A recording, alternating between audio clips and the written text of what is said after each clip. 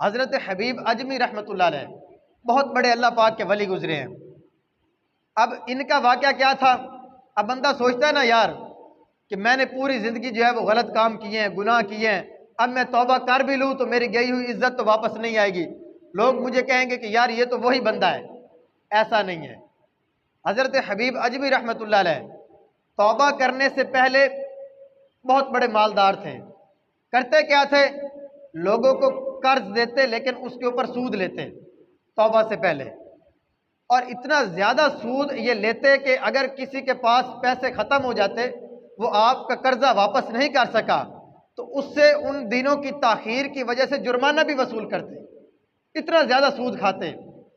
لیکن جب اللہ تبارک و تعالیٰ کی بارگاہ سے انہیں توفیق ملنی تھی، سبب کیا بنا؟ سبب یہ بنا کہ آپ نے کسی سے قرض لینا تھا، جب اس کے گھر پہنچے کہ مجھے یار قرض واپس کرو، تو آگے سے اس کی بیوی نے کہا کہ میرا شوہر گھر میں نہیں ہے اور میرے پاس اتنا مال بھی نہیں ہے کہ میں آپ کا قرض جو ہے وہ واپس کر سکوں۔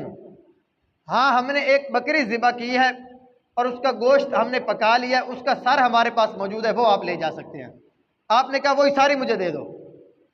سر لے کر گئے، اپنی بیوی کو دیا کہ یہ پکا دو۔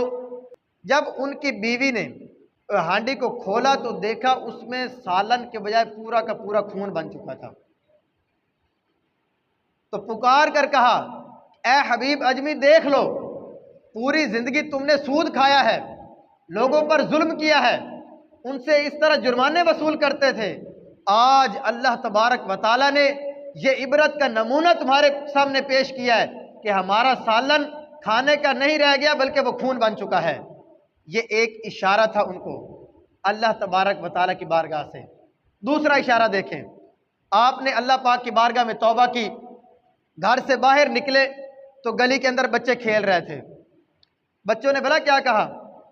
ایک دوسرے سے کہنے لگے کہ تھوڑا سائیڈ پر ہو جاؤ، سائیڈوں پہ ہٹ جاؤ، حبیب اجمی آ رہا ہے جو سود خور ہے، اگر اس کے پاؤں کی دھول ہمارے اوپر پڑ گئی تو ایسا نہ ہو کہ اس کی بدبختی ہمارے اوپر بھی غالب آ جائے۔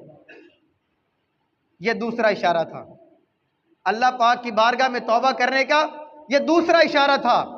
فوراً اپنے گناہ پر نادم ہوئے، حضرت امام حسن بصری رحمۃ اللہ علیہ کی بارگاہ میں حاضر ہوئے، اپنے گناہوں سے توبہ کی اور سچے دل سے توبہ کر کے جب گھر واپس آ رہے تھے، وہی بچے گلی میں کھیل رہے ہیں، اب ایک دوسرے کو پکار کر کہتے ہیں کہ اے بچوں دور ہو جاؤ، حبیب اجمی توبہ کر کے آ رہا ہے، اگر ہمارے قدموں کی دھول اس کے اوپر پڑ گئی تو اس کی گستاخی ہو جائے گی۔ اب تڑپ اٹھے کہ باری تعالیٰ جب میں گناہگار تھا، سود کا لین دین کرتا تھا، اس وقت ان بچوں کے ہاتھ میری ذلت اور رسوائی تو نے مجھے دکھائی، لیکن میں نے تیری بارگاہ میں توبہ کر لی ہے تو تو نے گھر پہنچنے سے پہلے ہی بندوں کے دلوں میں میری محبت کو ڈال دیا ہے۔ تو پتہ چلا کہ بندہ جب اللہ تبارک و تعالیٰ کی بارگاہ میں سچے دل سے توبہ کرتا ہے تو اللہ تبارک و تعالیٰ اس کی گئی ہوئی عزت کو بحال فرما دیتا ہے، لوگوں کے دلوں میں اس کی عزت جو ہے وہ پیدا فرما دیتا ہے۔